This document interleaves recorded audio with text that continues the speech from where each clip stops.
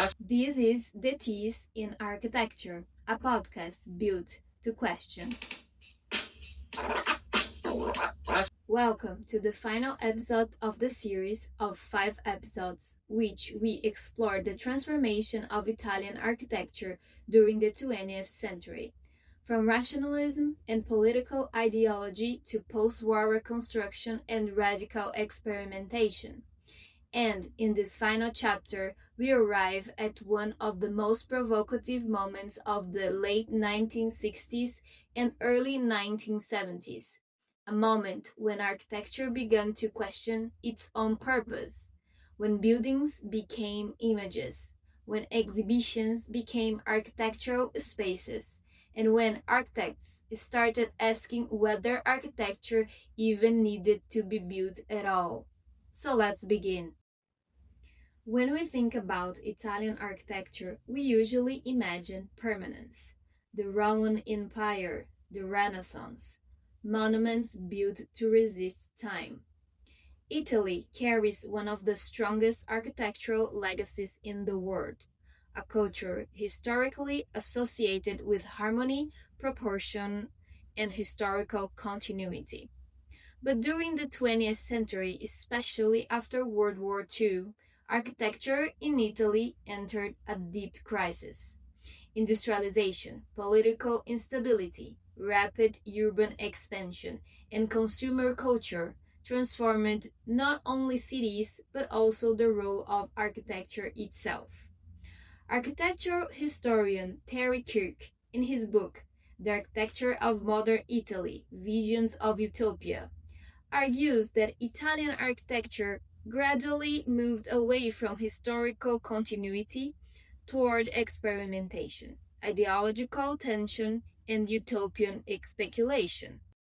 And by the 60s, some architects began asking a radical question: what if architecture no longer needed to be built in order to exist? This episode explores how the Florentine collective Superstudio transformed architecture into image, critique, and exhibition, particularly through projects developed within cultural environments surrounding the Triennale di Milano. By the late 60s, modern architecture was losing credibility. All the promises of modernism, which were rationality, social progress, functional cities, increasingly seemed unable to respond to the complexity of contemporary life. At the same time, architecture became deeply entangled with systems of consumption, production, and political power.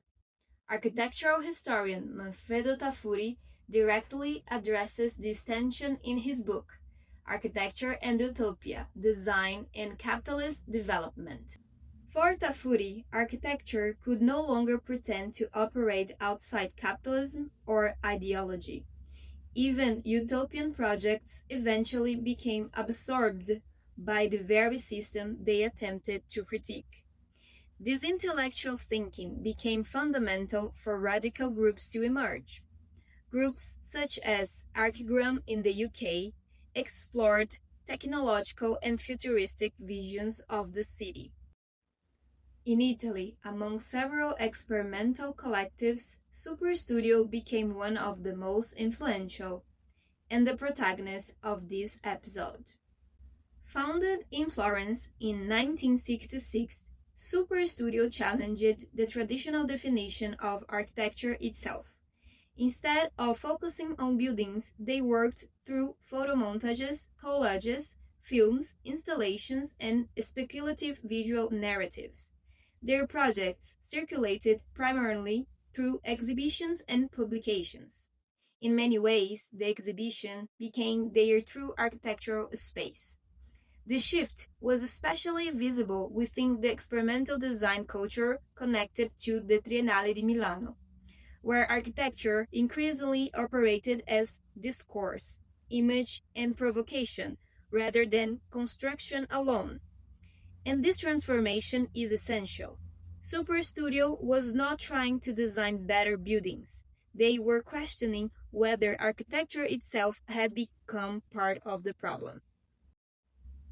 One of Super Studio's most famous projects was the Continuous Monument, developed between 1969 and 1970.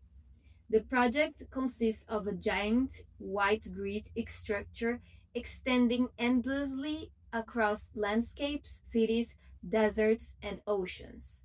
The images are both seductive and disturbing.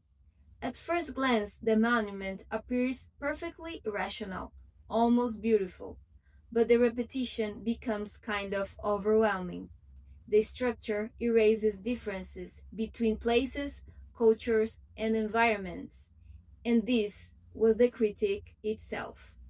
Rather than proposing an actual megastructure, Super Studio was exposing the dangers of a total standardization and global uniformity produced by modern systems of consumption and urbanization.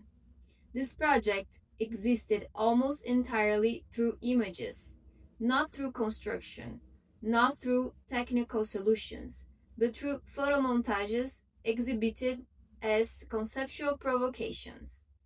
At this point, architecture became representation. According to several studies on Superstudio, including critical essays by the Italian art historian Ilaria Binotti, these visual projects should not be understood as unrealized buildings, but as critical instruments designed to challenge architecture's social and ideological roles. In other words, the project was never meant to solve urban problems. It was meant to reveal them. Another important project was Supersurface, presented in 1972. Here, Superstudio imagined a future where architecture disappears almost completely. Instead of buildings and monuments, life operates through an invisible technological network spread continuously across the planet. There are no traditional cities, no permanent objects, no architectural hierarchy, only infrastructure. Once again, the project functioned primarily through visual representation and exhibition, and this is where Tafuri's critique becomes especially relevant. In his book Architecture and Utopia, Tafuri argues that many radical architectural projects reveal the impossibility of architecture escaping capitalist logic entirely. Superstudio seems aware of this contradiction. Their projects appear utopian, but they are also deeply critical, ironic, and even anxious. The future they imagine is not necessarily desirable, it is a warning. Listeners, looking back at the 20th century, the trajectory of Italian architecture appears as a continuous process of questioning its own role in society. As Kirk demonstrates, architecture moved from historical continuity toward experimentation and utopian thinking. Groups such as Superstudio pushed this transformation even further. Through their projects, they challenged the idea that architecture should be defined by construction alone. Instead, architecture became image, narrative, critique, and speculation. Yet, as Manfredo Tafuri reminds us, even the most radical visions remain connected to the social and economic systems they seek to challenge. Perhaps this is what makes Super Studios so relevant today. Their projects were never simply visions of the future. They were questions. Questions about technology, questions about consumption, questions about architecture itself. And although these projects were never built, their influence continues to shape architectural thinking around the world. In the end, Superstudio's greatest contribution may not have been a building, but a new understanding of what architecture could be. Thanks for listening. This was The Teas in Architecture, the podcast that questions.